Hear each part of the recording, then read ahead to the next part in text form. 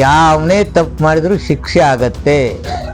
ಅವ್ನು POCSO ಕೇಸ್ನಾಗ already ನಮ್ಮ ಅಧಿಕಾರಿಗಳು ಕೇಸ್ ರಿಜಿಸ್ಟ್ರೇಷನ್ ಮಾಡಿದ್ದಾರೆ, ಒಳಗಾಗ್ತದೆ.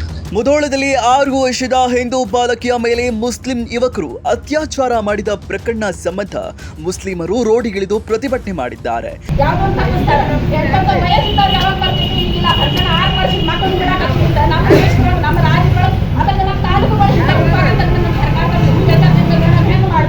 ಅತ್ಯಾಚಾರ ಮಾಡಿದವರಿಗೆ ಧರ್ಮ ಇರೋದಿಲ್ಲ, ಅತ್ಯಾಚಾರವನ್ನು ನಮ್ಮ ಸಮಾಜ ಸಹಿಸೋದಿಲ್ಲ ಎಂದು ಮುಸ್ಲಿಂ ಮಹಿಳೆಯರು ಸೇರಿದಂತೆ ಅನೇಕರು ತಹಶೀಲ್ದಾರ್ ಮೂಲಕ ಸರ್ಕಾರಕ್ಕೆ ಮನವಿ ಪತ್ರ ಸಲ್ಲಿಸಿದ್ದಾರೆ.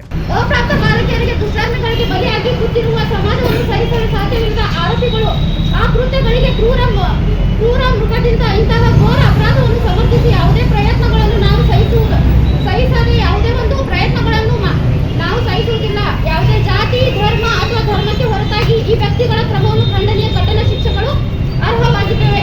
ಅದಕ್ಕಾಗಿ ಯಾವುದೇ ಇಲ್ಲಿ ಜಾತಿ ಧರ್ಮ ಮತ ಏನು ಇರ್ಲಾರ್ದ ನಾವೆಲ್ಲರೂ ಇವತ್ತು ಏನ್ ಕೂಡಿ ಅಂದ್ರ ಆ ಒಬ್ಬ ಶಿಕ್ಷೆಗೆ ಅತ್ಯಾಚಾರಕ್ಕೆ ಬರೋ ಶಿಕ್ಷೆ ನೀಡಬೇಕು.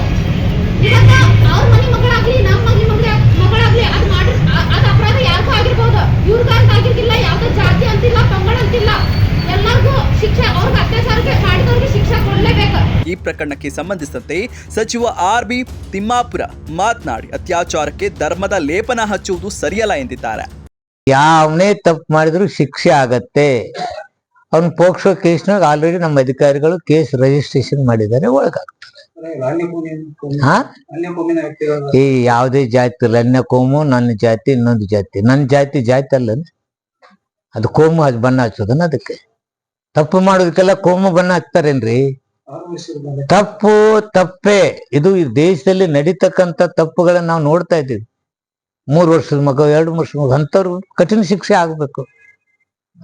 ಅಂಥವ್ರು ಸುಮ್ಮನೆ ಬಿಡಬಾರ್ದು. ಯಾವನೇ ಇರ್ಲಿ, ಅವ್ ಯಾವ ಜಾತಿ ಇದ್ರೆ, ಯಾವ್ದೋ ಕೋಮ್ನಾವಿದ್ರೆ ಬಿಡ್ಬೇಕಾ? ಆ ಸಂತ್ರಸ್ತೆ ಹೆಣ್ಮಗಳೇ ಇರ್ಲಿ, ಮಾಡಿದವನು ಇರ್ಲಿ, ಸಂತ್ರಸ್ತೆ ಹೆಣ್ಮಕ್ಳಿಗೆ ತೊಂದರೆ ಆದಾಗ ಯಾವನೇ ಇರ್ಲಿ, ಅದು ಆ ಜಾತಿ ನೋಡ್ಬೇಕು, ಅಲ್ಲಿ ಧರ್ಮ ನೋಡಕ್ಕಾಗತ್ತೇನಾ? ಯಾವನೇ ಇಲ್ರಿ, ಅವ್ನ ಒಳಗೆ ಹಾಕ್ಬೇಕು, ಅಂತವ್ರು ಶಿಕ್ಷೆ ಆಗ್ಬೇಕು, ಕಠಿಣ ಶಿಕ್ಷೆ ಆಗ್ಬೇಕು. ಇನ್ನಷ್ಟು ಅಪ್ಡೇಟ್ಗಳಿಗಾಗಿ ಫಾಲೋ ಮಾಡಿ ವಿಜಯ ಧ್ವನಿ ನ್ಯೂಸ್.